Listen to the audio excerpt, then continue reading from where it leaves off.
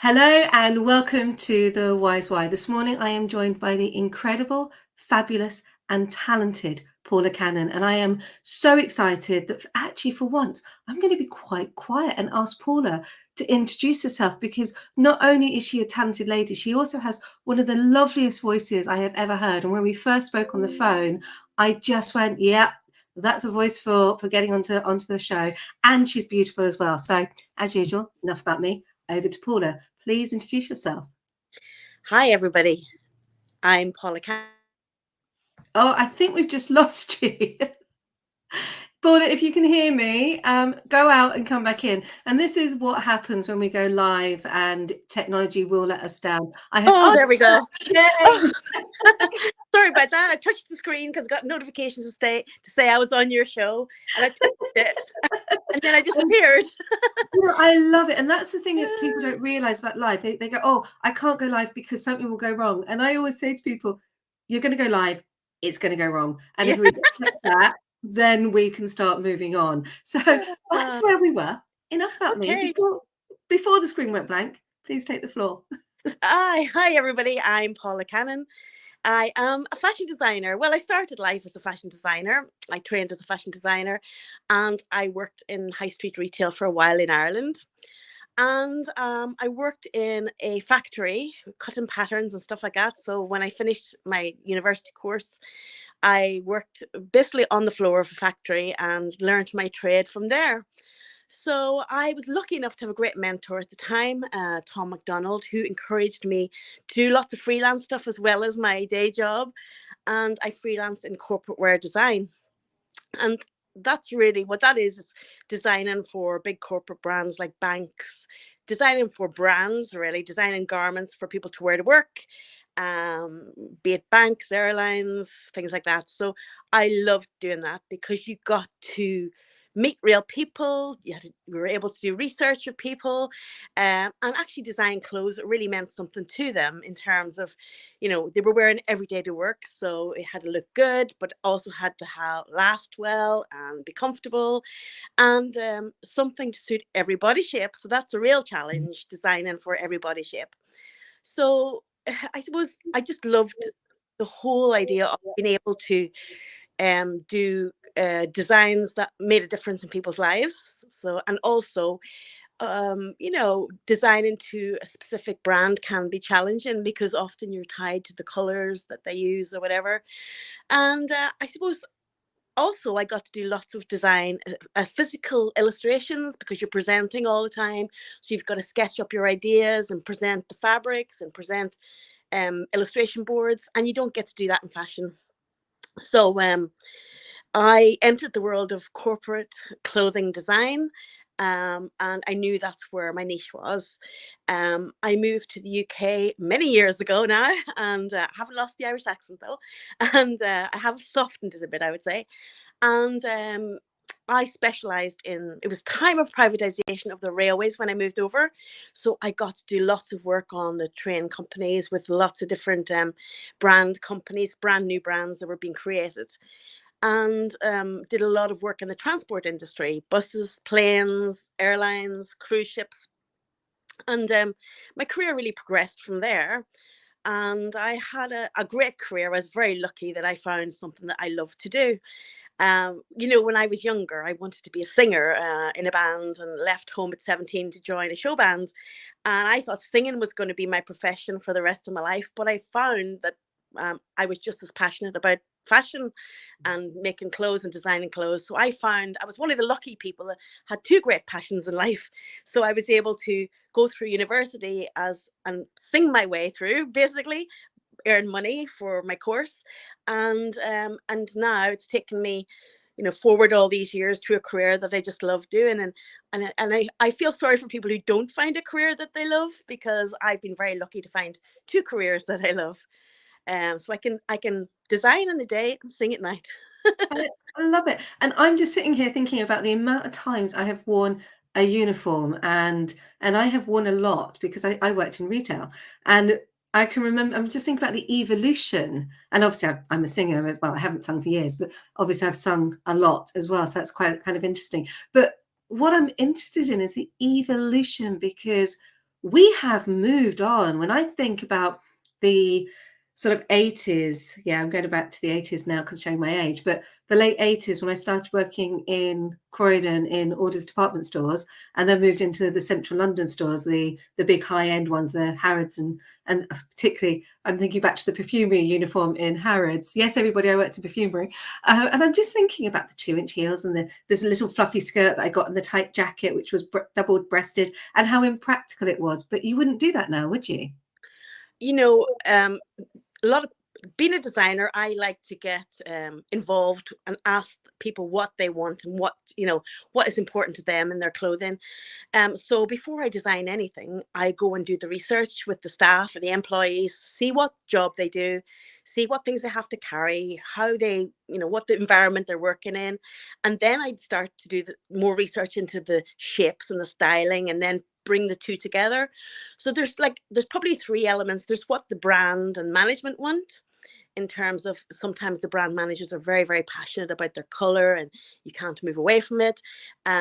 Then you've got the people who wear it, and then you've got you got the practical things. So you bring it all together, and you bring it all together to suit all body shapes, and that's a real challenge sometimes, because not only have you 16-year-olds, you could have 65-year-olds wearing the same garment, and all body shapes. So you've got to be. There are a few tricks of the trade that you learn along the way that help create something for everyone. So, you know, creating a wardrobe is more what I like to do, a wardrobe of uniforms, so that people get to choose what suits them best. Because at the end of the day, you can't fit all women into the same style of trouser. We can't all wear a skinny fit trouser, put it like that. So I like to make a wardrobe of a collection of garments that goes into the uniform, that people can choose, what they like to wear and what's more comfortable for their body shape. Some people are hotter than others, and some people are colder. So, to be able to layer up your garments. So that's really important, I think, offering choice and something for everyone. So that's the real difference. Is getting to know the wearer, I think, makes the biggest difference, and doing trials with them. So try and make up some garments and try them out, and maybe try different fabrics, because people don't realize that well, now everybody wants stretch, don't they, in their garments? And if you don't have stretch, you feel restricted now if you're used to wearing jeggings or something like that, which I love. But they're not always suitable for every work environment. So it's finding something that you can trial with people, and see how things wash and wear. And of course, the big issue now is having garments that have a sustainable angle, and that just doesn't mean getting garments made out of recycled plastic bottles, which you can get a lot now, and that has its place. But I think more important is making garments that have longevity, that last longer, that stay classic, that are used much longer. So we're getting away from sort of a throwaway society. I think it's really important to look at the quality of the workmanship and the quality of the fabrics that people use. So that has an element of sustainability, because you're working towards really great quality garments that will last much longer, and will wash and wear really well. Things like color continuity, all these things get tested along the way in the corporate field. People don't realize how much goes into it. When I I was do a just critical thinking path, that. yeah, when I do a critical path of, from the start of when we do consultations, to the end when we actually roll it out, it can be 18 months development. Yeah, because if you want to fit in all these trials, you want to try new fabrics, you might be making a fabric from scratch. You've got like a lovely little design in it that you're taking forward. So, there's a lot of development goes into it. You can get off the shelf garments too, of course, and you can combine them with a design element if you're short on time. That's sometimes what people will do. Or if they have small numbers of staff, this is the other thing people don't realize. If you want a bespoke uniform, you kind of have to have a good chunk of staff to be able to go out to the factories with a sizable order. And if you don't have like a good, a large turnover of staff, you might be better going down the route of something that's already stocked somewhere, that you can customize, maybe with a beautiful scarf or a unique print on the blouse. So yeah, there's lots of iterations. I mean, it just depends on the customer. Yeah, I it's love your passion. I do. But that's the thing. I think there's something very similar here because I love what I do. You know, I loved performing. I loved acting. So we've got that together. But I love what I do now and I have my passion. I'm sitting here every Friday doing a presenting job and it's just yeah, it's like it ticks my boxes, but your passion is amazing. What I wanted to ask about, and yeah, it's interesting because we're talking about sustainability, but I guess that also comes into where you source the fabrics from. Yeah, I mean, it really people come to me with a budget, or sometimes they have no budget, but I do try at upfront to decipher what's their price range they want to pay for their garments, because that will make a difference as to where we source those garments, so source the fabrics. So fabrics, obviously, we can get brilliant UK fabrics, European fabrics, and more often people are using fabrics from the Far East.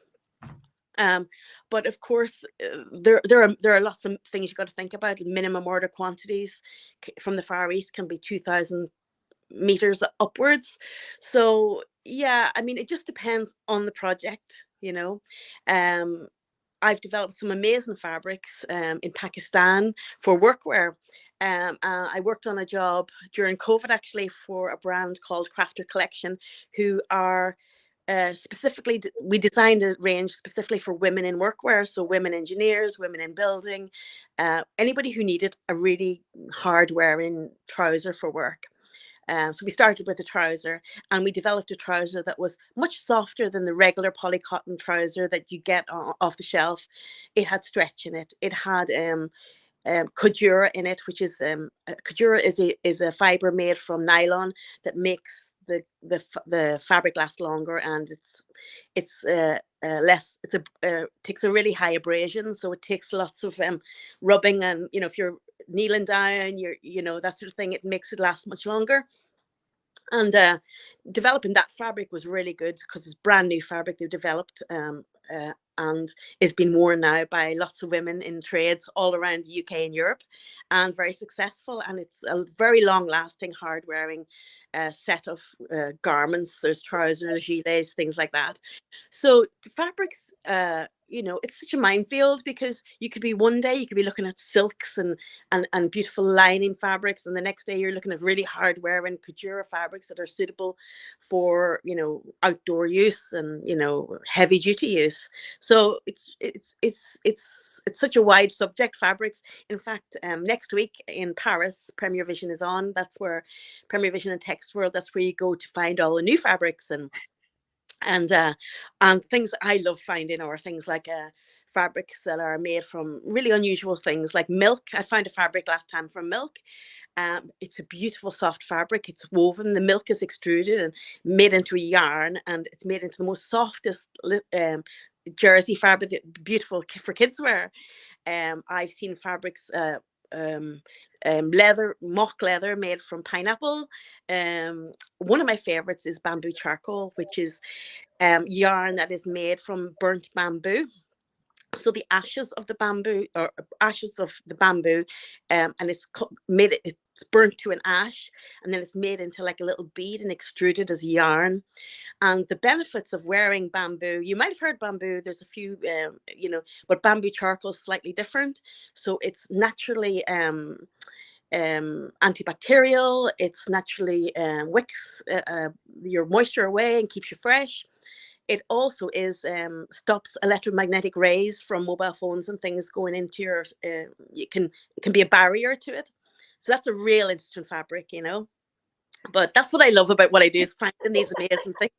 That was amazing. No, because a lot of people that listen to the show are actually from the engineering sector. So, and most of them are females. And, I've worked in that sector in the security industry, and, you can't find comfortable workwear. You're going on site and your steel toe caps are steel toe caps. And whilst I don't mind wearing the same thing, I've got no problems wearing them. But my hard hat, I didn't want to have. Now, all hard hats have different colour meaning. And so I wanted to be slightly different. And then I got told off because I bought the wrong colour hard hat. But I didn't want to wear that colour hard hat. And it's those kind of things that, because I was only going on site occasionally. But when I did, I ended up wearing a pair of combats that were way too big for me because they were men's combats. They were too long in the leg. They didn't bend particularly well when I bent down and went to look at things. And it was just like, oh, and if I'd known that you existed, I would have been in touch at that point and gone, where do I get my combat? So I do want to put that in. Oh, Lindsay has just joined and said, wow, bamboo charcoal fabric sounds so rustic, yet really space age. I totally agree. And again, that's a really interesting fabric for some of the people that work in the sector I used to, because there's some interesting, yeah, I'm really intrigued. What I do want to know is how you got from where you were doing all this designing to pen to peg. Okay, so I decided to go out on my own. The company I was working for got sold.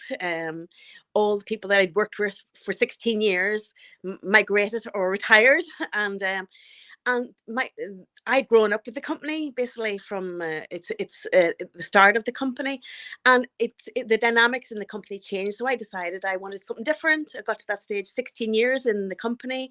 I'd worked in a very big department and ran a very big department, and you know what? I just wanted to try something for me. Do something that I work with people that I chose to work with, and work with people that excited me and appreciated what I do.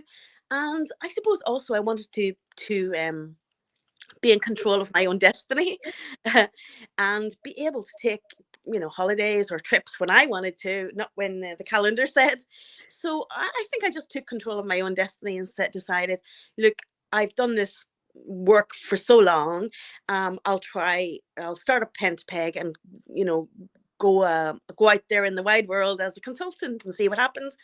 And of course, just after I went freelance, well, about 2 years after I went freelance, COVID hit and nobody's wearing uniforms. So it was like, oh my goodness, what do we do now? And that's the thing about when you don't have a regular, salaried income.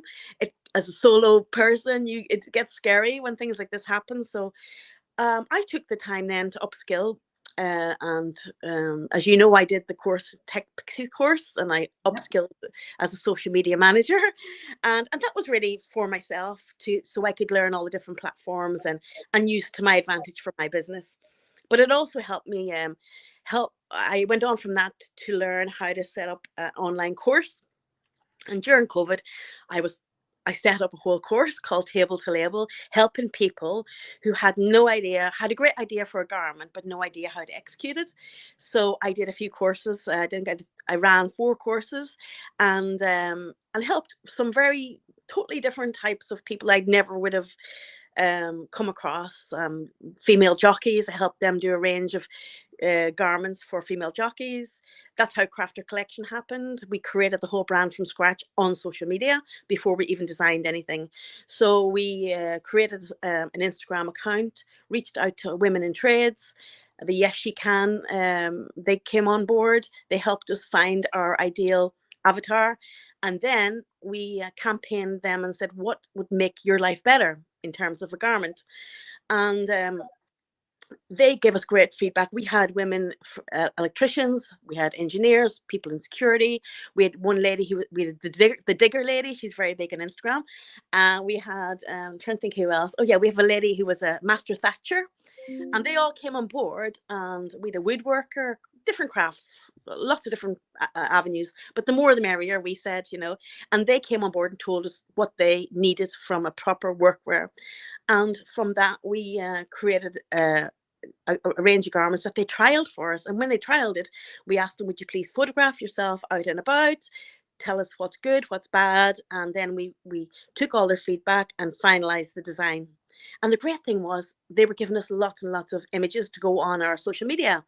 So the whole growth of the brand was amazing. And without having done the Tech Pixies course during lockdown, I wouldn't have known how to put that together even. Yeah. And the thing is, from that, then my online courses brought me a whole different host of clients really as well, because although people have a great idea, anybody out there can have a great idea for a garment. It could be for a disability, it could be for something you wear in a wheelchair, it could be something for a particular sport. So there's loads of people out there with brilliant ideas that just can't execute them. So those type of people I encourage, come to me and I'll help find the fabrics, sketch the drawing, make a technical specification, find manufacturers, and then hand it over, and then your new business has started. Right, I'm going to get my mum in touch with you. Yeah. I don't share it very often, and I'd said to you before I go live, I'd never share this. But my sister's disabled, and getting clothes for her, trousers, because she can't wear a skirt, but well, she can wear a skirt, but she won't because she's got this boot that she has to wear all the time. So I'm going to get my mum in touch because actually my mum dressmakes, and she's been making the clothes for my sister for a very, very long time, and wow, sorry that I digress and went off, but wow, you are incredible. You are absolutely. We've had some lovely comments. So Ralph has joined us this morning from Nelson's Direct Marketing. He will be getting in touch, I'm sure, because he and I always talk about branding and branded clothes. And then Hayley has said, wow, now she's from the security market. If fabrics ooze as much pizzazz as Paula, I'm in. And so they should. I love that you have created a range that is practical for workwear. I think Yeah. it has been missing. I love that you've touched on female jackets. My brain is firing in so many different directions right now because of my network. And I know people I need to get you in touch and in front of. But I wouldn't have known that if we hadn't got you onto the Wise Why. So you grew up in Ireland. Yeah, Where, I'm a very, very big family in Ireland. My I suppose my history is also I suppose connected to fashion because my grandfather was a hand weaver in Kilcar in Donegal, and he was a master weaver. And when we were small, we used to go to his house, and he had two looms at the back of his house where he used to weave, and he used to teach weaving in the village of Kilcar when it was all the hand weavers were working from home on little sort of 36-inch looms, and they were shipping their my granddad used to ship his tweed out to America uh, because I think there was no tax to be paid on 36-inch wide tweed at the time if it was shipped out to America. There was some deal made, but yeah, granddad was a weaver. And then when Kilcar was my dad's hometown, it's a very small village, beautiful village in Donegal, and I think you know when automation came in then and big factories were built and people stopped hand weaving quite a lot. So but I still know some people who hand weave. My brother's wife, she has a lovely little studio in Donegal that she hand weaves on St. John's Point, and Cindy, so big up for Cindy. Go and visit her if you ever go to Donegal. She hand weaves and makes the most amazing tweed as well. And then on my mum's side, my great aunt Kitty, she was a tailoress. And she used to work in the local tailors in Donegal town. And I remember visiting her, and she'd be hand sewn buttonholes. So, she'd be obviously making beautiful, because Donegal is the home of McGee's as well, which is renowned for its suiting and tweed. And lots of people in my hometown of Donegal town worked for the likes of McGee's and the big woolen companies. It was I suppose it was one of the biggest industries when I was growing up in the area. So my background is very much, and then my mum, because I'm one of seven, and mum was a dressmaker, so she, like your mum, she made all her clothes. So I was very lucky. I always had the height of fashion when I was young. I'd walk into school all proud of my new trendy outfit that mum had made me. So I was very lucky. Yeah, very lucky. I'm laughing at that because I had the same, and I don't do it for my daughter because fashion has moved on for children. Actually, it's much cheaper for me to buy or get secondhand than it is to make, which is a real shame in a lot of ways. But there is a reel out there of me making curtains for my daughter, and I was out with the tailor's chalk, and this was over Christmas, and she said, "Mummy, what's this?" And I was like, "Well, it's tailor's chalk," and she went, "What's tailor's chalk?" I went, "Well, you don't write on the wall with it, and you don't put it on the blackboard. You put it on fabric." And she was absolutely fascinated with me putting out this huge tape measure and measuring it across. And it's not something I particularly share, but it is a skill that not so many of us still use. And my daughter got from Granny, not surprisingly, a little sewing machine, which we have to sit down and actually start working on. But it's one of those things where you get it's a skill. And like you, my dad's mom was a court dressmaker, and after the war, she didn't have a job. What she did do was she made wedding dresses and other garments for everybody, like in the streets, 3 or 4 streets away. And she had a lovely little business doing that. So I grew up around the hand sewing machine, and I really get your passion. I think that's probably why we connected, because it was just like, I love it. I Yeah. absolutely adore it. I cannot believe we've been talking. I've got to put my glasses on. Oh my goodness. We've been talking for 25 minutes. Awesome. Who's inspired? We've talked about Ireland, and we've talked about your inspiration through your family, but who are, we know that Joy has empowered a lot of women, but who else has inspired you, to get you where you are? Oh gosh, I think the great thing was when I came to the industry first, I had a few great mentors, that encouraged me to keep learning. And it's something I never want to stop learning. I always want to keep on top of technology and on top of everybody. Lots of my friends come to me for tech, help me. My laptop's broken. During, I mean, obviously Joy was a great inspiration. I wouldn't have found things like Canva, which I totally love. That's another thing I've mastered. I'm expert in Canva. Totally love it. I think every small business should use Canva. I did some free training as well online for, during COVID, because I took part in the Tech Pixie Festival and dressed up in my festive gear. And so yeah, I've been lucky to have lots of supportive people in my life that encouraged me, and it's about not being afraid to go out there and just try something different. I mean, sometimes going out on your own can be very daunting, but if you're passionate about it and it rubs off on other people, they start to become successful in your own right. And there, it's not always easy. There's going to be easy, but I think if you find the right people to work with, and if they keep coming back to you, you're doing something right. And I'm very lucky to have some very good clients that come back to me time and time again, and really appreciate the work that I put in and the things that I do for them. So that's it's such a great feeling, really, to have these people in my life that totally appreciate what I do, because I wouldn't have work otherwise. And Well, exactly. I was looking at my client list, thinking they all return.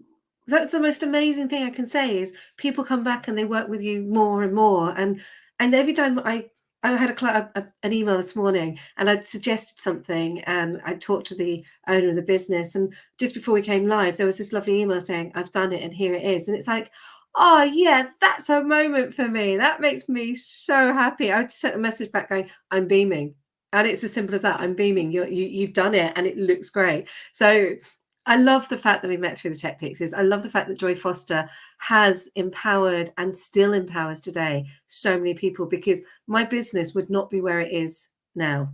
I can sit here and say, oh yes, I've done it all on my own, and yes, I did do a lot of it on my own, but she enabled me, and so thank you to Miss Joy Foster. Episode 10 of the Wise Wife, by the way. This way you get to turn the tails. You get to literally ask me a question that I've got no idea what it's going to be. Ooh.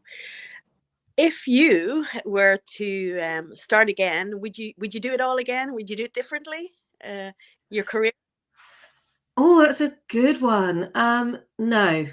I still have dreams and aspirations. I would have liked to have acted more. I would have liked to have been busier as an actor. That would have been a wish.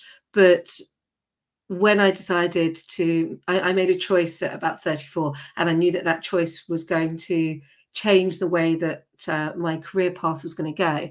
And then the times that I spent on the crossroads, surviving, working out, doing my degree at 37, I think doing my degree at 37 was really empowering. That's when I found out I was dyslexic and dyspraxic, and it was a real wow moment for me, because it meant that everything I knew, and that was the biggest pivot in my life, was when I got that diagnosis, that the neurodiversity and the understanding that I wasn't silly and I wasn't stupid, I was just neurodiverse. And when I got into that was very important. If that had come earlier, I wouldn't have been ready for it. So no, I wouldn't change anything, actually. And even finding myself here today running a business, I was asked that yesterday. How did it all set? How did you start your business? Did you plan to? And of course, I never did. And then life threw curveballs at me. So because I've always embraced Wu Wei and bent, I found myself here, and I will continue, I think, to bend and adopt Wu Wei, because I think it's really important. I hope I said that correctly, but I think I have no idea where tomorrow will take me, but I do know I'm going to sit on that surfboard and see where it lands, and stay there for a while, and then I'll lift up again. And I love the fact that my goal is happiness, and I'm happy. So I guess no, I wouldn't change anything. I would have liked a bit more sometimes, but I'm also incredibly grateful for what I have. And I'm one of those people that get to pinch themselves every single morning and go, how lucky am I and how grateful am I? So no, I wouldn't change anything. Yeah, no, I wouldn't. Oh, I think what's the point in looking back anyway? Let's look forward. Yeah, and I look at my life. I genuinely look at my life, and I think, I grew up I was born in Surrey, and my parents, my mom didn't work when we were children. She did, but she didn't. She like many mums at the time. She ended up working in the evenings. So my dad would work all day. My dad worked 3 or 4 jobs to keep us. They were hard-working people just to get the rent. They eventually managed to buy the council house, and they stepped up the ladder. And dad worked for British Rail pretty much most of his life, and they were hard working people, and they taught me that you have to work hard in life. And I guess my parents inspire me, and they taught me that be grateful for what you've got. Yeah. I think we had childhood trauma, so that shaped me. But I look at my husband, I look at my daughter, I look at my life, and I go, I can't believe how lucky I am. Yeah. So That's good. yeah, no, I feel very lucky. So to round up, just because it's a lovely thing to finish on, aha moments. There must have been some aha moments for your life that you just went, aha. Oh gosh, I don't know. I think maybe sometimes when your collection gets launched, often when I do a uniform collection, there's a big launch day, and that's always an aha moment because people maybe are wearing it down a red carpet, and you finally see everything that you've worked towards, maybe for 18 months. Like I said, it can take that long sometimes, come into fruition, and or even just simple comments from people who said, I've never loved my uniform until I've worn one that you designed. Little things like that mean a lot, really making a difference to people, making a difference through design, through what I do, through having the passion and doing the research behind it. So I had lots of aha moments, I suppose. But yeah, there's not one in particular that stands out, I've got to say. But yeah, there's been quite a few. That's brilliant. Well, thank you so much for giving up your time this morning. I have thoroughly enjoyed sharing your passion. I can't wait to see where Pen to Peg goes and everything that you do. I love your work. Thank you so much. Thanks for having me.